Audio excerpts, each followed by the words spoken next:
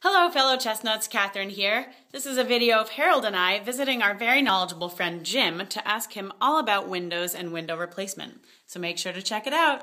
Thanks! From an energy point of view, this building, a big concrete, massive industrial space, has like no insulation in it. Yeah. All the windows, single pane casements, they're all cracked. Yeah. They're all blown out. So we tightened up the windows. We've replaced all the glass at the front of the building that was broken and cracked. We actually made the doors shut. And then in the back here, there's a very interesting little story behind these windows in the back. Let me show you back here. All right, here we go.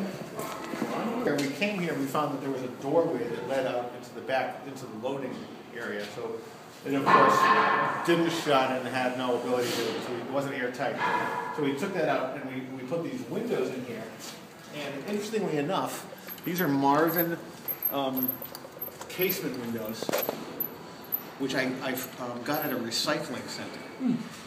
I was looking for something that would fit this guy's budget, and I found that Marvin had made these windows for somebody, but perhaps they were the wrong size or the wrong swing or whatever. So I got these for short money for my customer, and they have this little U factor sticker here, which states that these are 0.29 on the U factor, which is an indication of how energy efficient these are. And so there's interesting just about this particular window. There's three different sort of numbers here that help to explain why this is an energy efficient window.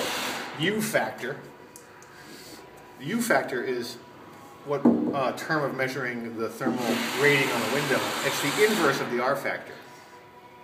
So we all know that our windows these days are either R1 or R2. So you divide the R value by 1 in here. So if you take the R value of 2 and divide it by 1, you get 0.29. So it's slightly better than an R2. And then the solar heat gain coefficient. This is a really interesting number, solar heat gain coefficient. In different parts of the country, different types of windows are manufactured and installed. Windows that are in the Northeast here are positioned with a certain angle to the sun, whereas windows that are down in Louisiana have a slightly different angle to the sun.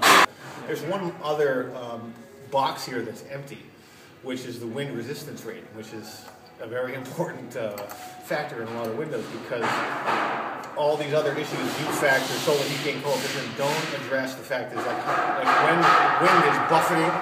when the wind is buffeting against this window, does this window have the ability to withstand the pressure of the wind? And so certain little weather strippings and interlocking pieces of plastic make it have a higher wind resistance rating, which is good. So in terms of this wall, we've covered windows and the wall itself. So we've got the R value of 20. If we all lived in buildings without windows, that'd be wonderful, because we have these super tight insulated boxes. But unfortunately, human beings need light, so we're poking holes in our envelope right here with these light emitting panels. So this is not an R20 window. It's not. But you can get much more insulated windows than this. For example, if you were building to code up in Alaska, you would have triple pane glass, and not just 2 panes of glass.